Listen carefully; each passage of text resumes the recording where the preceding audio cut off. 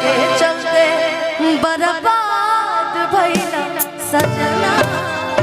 अरे खुश रह जाके अपन भंडारा के आना, खुश रह जाके अपन भंडारा के। भैया वो तो नियम है भाई, सबको शादी करके जाना है, तो ये ना करिए क्या भैया कि खुश रह जाके मैं हरारू संगे सजना, खुश रह जाके मैं हरारू संगे। भैया संगतिया मेरे संग पटना, हाँ संगतिया हमारे ये लोग सजना कहनी है रे पगला देता हूं। संगतिया हमसे का कहीं जहानाबाद जखमी भैया, जहानाबाद पीरो और सासाराम सब नाम ले लेते हैं। जखमी कहे करे जहानाबाद कोई बात नहीं कि कोई सक तोनी को हे लय बोल हम ना कहब रे, तब कोई सक लय का जवाब लय से। पहले तू दोनों मिला बोल लो कि जाने जानी को तोर लय तो हम तब भुलाइए नहीं जाइए।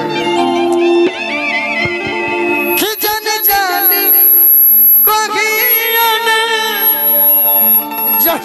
जाने भइल जान हो, अरे सचहु में दूजी के जान भइल जान हो। क्या जा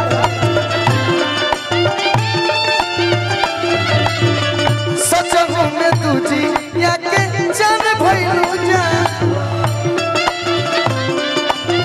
अभी हमारा नया गीत जान के हमारा जन कोई मारे ओ छता के मार हो, चोट लगी जाई है सोना के हमारा बाड़ी बड़ी सुकार हो, चोट लगी जाई है सोना के हमारा बाड़ी बड़ी सुकार।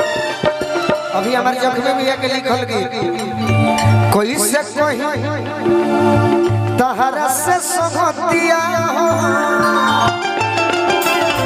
कोई से कोई तहरा से संगतिया हो, अरे प्रीतिया जीव के काल हो। कोई से कोई तहरा से संगतिया हो, प्रीतिया जीव के काल हो। लेकिन भैया ए हटत आगे से हट। ए प्रियंका एकदम ना एक लाइन कहिया कि सारे शिकवे गिले भुला के कहो कि कोनो दिनवा शिकार हो जाइबू। भोजपुरी में सुनो कि कोनो दिनवा शिकार हो जाइबू।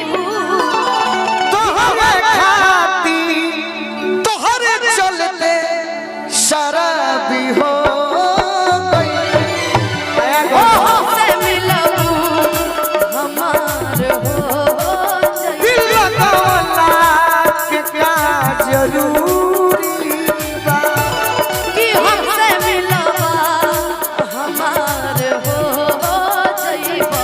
निमन नजदीक से दूरी बा, तोहसे मुलाकात भी जरूरी बा। तोहरे चलते शराबी हो गई, हमारे चलते शराबी हो गइला। मन बंद थईबा यार मुझे जीने नहीं देती।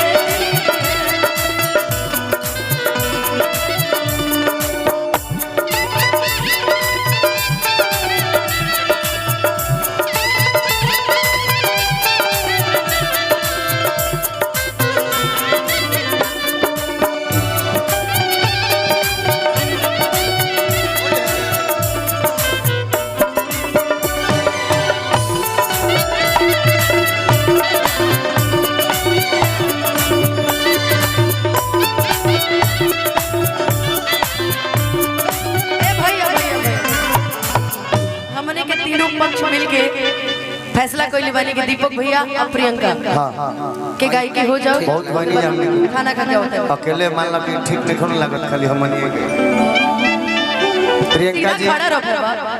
प्रियंका और दीपक भैया कहाँ गए? दीपक भैया